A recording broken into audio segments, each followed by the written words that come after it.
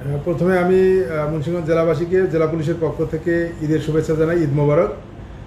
ঈদের যাত্রা নির্বিঘ্ন হোক এবং মানুষ ঘরমুখো যারা বাড়িতে যাচ্ছেন তারা নির্বিঘ্নে যাতে যেতে পারেন, কোনো বাধা বিপত্তি ছাড়াই।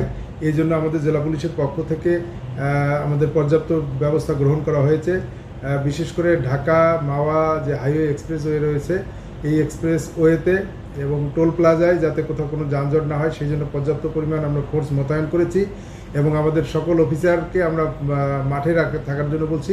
আজকে থেকেই একটু পর থেকেই শুরু হবে ঘরমুখো মানুষের ঢল। এই ঢল যাতে রাস্তায় প্রতিবন্ধকতা তৈরি না হয় সেই জন্য আমরা প্রত্যেকটি পয়েন্টে টহল এবং চেকপোস্ট স্থাপন করেছি। চেকপোস্ট মূলত রাতের বেলা আমরা দিব সার্ভিস লেনে, যাতে করে কোথাও চুরি ডাকাতি ছিনতাইয়ের খপ্পরে কেউ না পড়ে, সেই জন্য আমরা এই চেকপোস্টের ব্যবস্থা রেখেছি। এবং গাড়ির গতি সচল রাখার জন্য আমাদের ট্রাফিক ব্যবস্থাপনা রয়েছে। বিশেষ করে টোল প্লাজায় যেখানে আগে 8টি লেন ছিল, এখন সেটা সেতু কর্তৃপক্ষ 11টি লেনে রূপান্তর করেছে এবং 11টি লেন দিয়ে যাতে নিরবচ্ছিন্নভাবে গাড়ি যাতায়াত করতে পারে সেই জন্য আমাদের টোল প্লাজাও আমাদের লোক থাকবে তাদেরকে সহযোগিতা করার জন্য। এবং রাস্তায় যদি কোথাও কোনো গাড়ি দুর্ঘটনা কবলিত হয় তাহলে সেই গাড়িকে দ্রুত সরানোর জন্য আমাদের রেকারের ব্যবস্থা রয়েছে। এছাড়াও কোনোভাবে যদি সেতুর উপর উঠে গাড়ি বন্ধ হয়ে যায় ফুয়েলের কারণে, তাৎক্ষণিকভাবে যাতে ফুয়েলের ব্যবস্থা করা যায় সেটার জন্য আমাদের ব্যবস্থাপনা রয়েছে।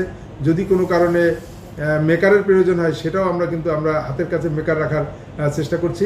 একইভাবে আমরা ঢাকা গজারিয়া যে এক্সপ্রেসওয়ে 16 কিলোমিটার মুন্সিগঞ্জ জেলার মধ্যে গেছে, বিশেষ করে ভবের চর এবং জামালদি, এই দুইটি বাস স্ট্যান্ড রয়েছে।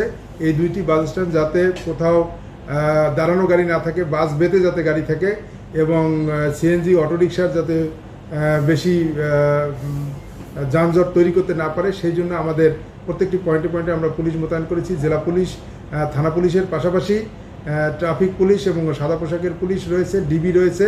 আমাদের পর্যাপ্ত সংখ্যক পুলিশ মোতায়েন আছে।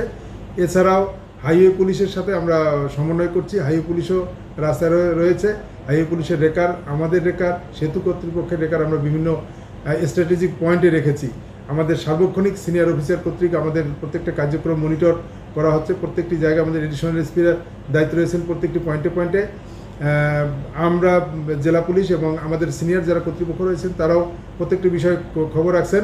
সর্বোপরি আমরা এবার ঈদের যাত্রাটা আমরা নির্বিঘ্ন করব এবং তা আনন্দ উৎসবমুখর করতে চাই। একইভাবে ঈদ শেষে যাতে ঘরমুখো মানুষ আবার তার কর্মস্থলে ফিরে আসতে পারে ভালোভাবে, একইভাবে আমাদের ঈদের পরেও আমাদের এই ব্যবস্থাপনাটা থাকবে। তাছাড়া ঈদকে কেন্দ্র করে যারা বিভিন্ন জায়গায় চলে গেছে, শহরে অনেক সময় বাসাবাড়ি ফাঁকা থাকে, যাতে কোথাও কোনো চুরি ডাকাতি ছিনতাইয়ের ঘটনা না ঘটে এই জন্য আমাদের পর্যাপ্ত নজরদারি রয়েছে, আমাদের টহল রয়েছে। আমরা সবাই মাঠে আছি। ইনশাআল্লাহ আমরা সবাই যেভাবে সমন্বিতভাবে কাজ করছি, মানুষ উৎসবমুখর পরিবেশে তার ঈদ উদযাপন করতে পারবে ইনশাআল্লাহ।